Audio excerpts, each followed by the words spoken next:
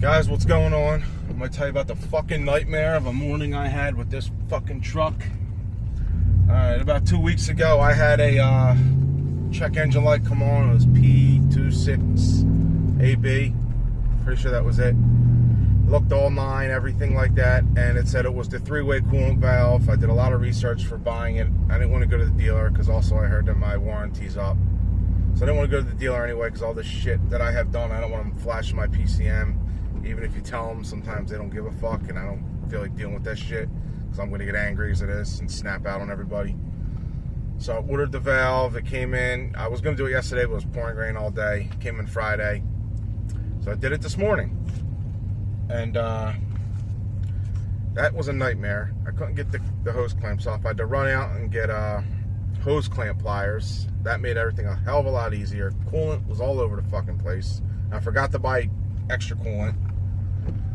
So I went to go and do the coolant. I had no video of the install, sorry, because it was a fucking nightmare. I wouldn't even want to show you how to do this shit. You can go look online and figure out how to do a three-way coolant valve online by one of the mechanics. I watched his video.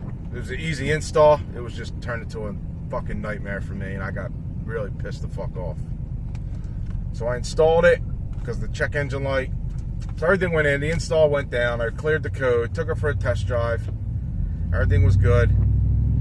And then the truck started overheating to like 240 degrees. Because then I found out that my coolant reserve tank, because after I put more coolant in, was broken off. So coolant's spraying all over under the engine. Good thing I just drove around the blocks. I just got my truck home before it blew the fuck up.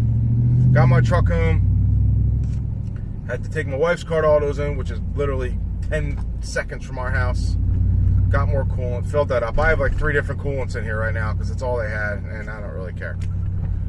So then I had to rig something up again to make the coolant, reservoir tank, the overflow tank work. Check engine light. Long story short, the check engine light's still fucking on. I can't figure out what it is. I'm really pissed off about it. I spent $200 and some to get this shit fixed, and it's still on, making me angry. So basically, that's how my fucking morning went. Trying to get this thing fixed, and it turned into a nightmare and turned out worse. The only thing I did is I did get the overflow tank bottle hooked up again, running good. That's better than what I had it before. I like it. But the check engine light's still on. I don't even know what to fucking do. Just makes me angry. I'll talk to you. Have a good one. Peace.